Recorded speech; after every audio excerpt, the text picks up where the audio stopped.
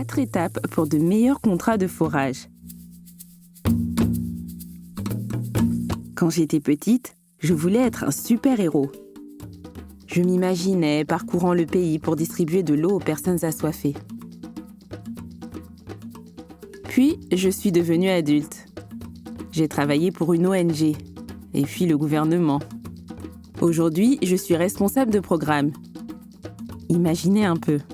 Et mon programme comprend de nombreux forages. Saviez-vous que dans le monde, plus de la moitié des gens tirent leur eau potable des nappes phréatiques ?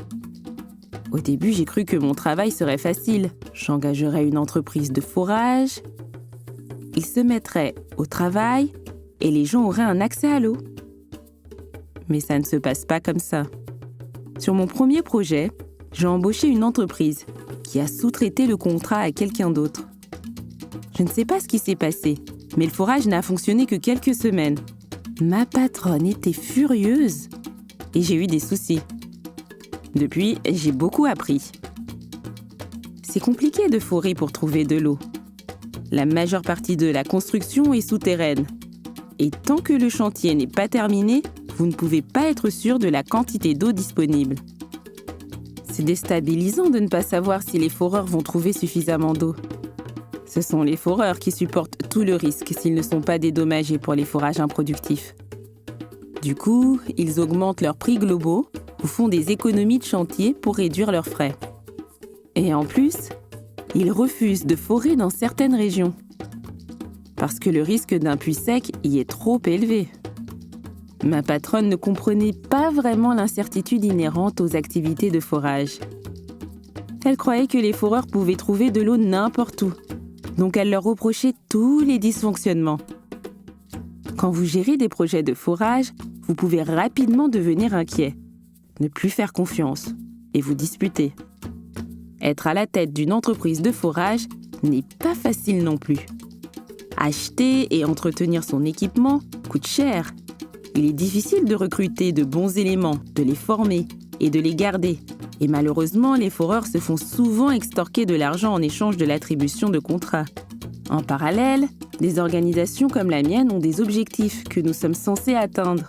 Notre plan établit que 10 000 personnes doivent avoir accès à une eau saine cette année et mon budget est limité. Donc dans un domaine aussi risqué, tout le monde a besoin de travailler ensemble. La confiance est une nécessité.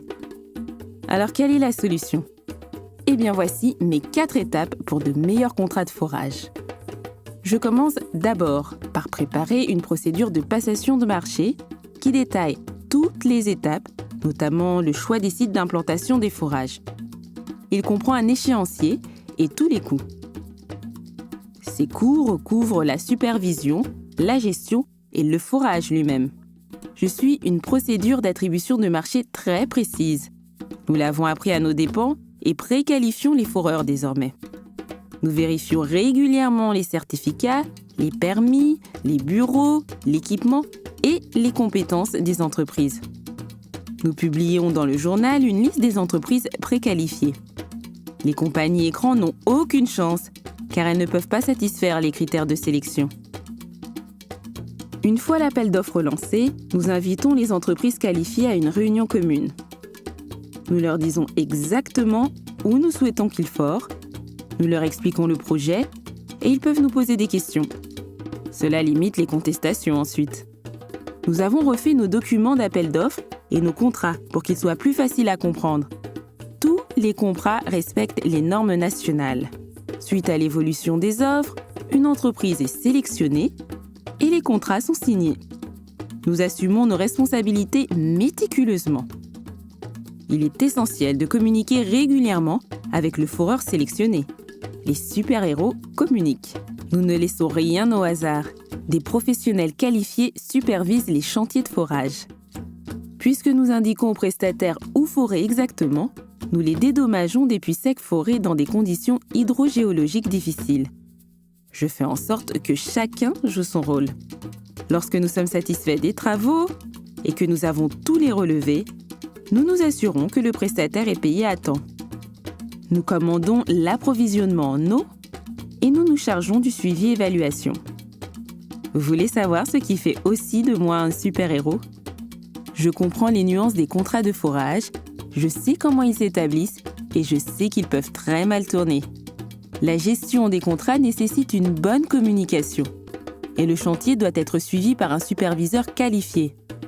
Et cela donne naissance à un autre super-héros. Pour en savoir plus, téléchargez le guide de la passation et de la gestion de contrats de construction de puits forêts sur le site du Rural Water Supply Network.